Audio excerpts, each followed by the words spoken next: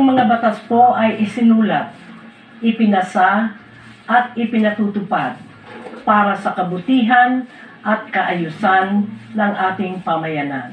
Huwag po ninyong bigyan ng puwang sa inyong sarili ang mga bagay na pagsisisihan ninyo sa bandang huli. Sumunod po tayo sa batas. Masarap mabuhay kung ang puso at isip ay matiwasay.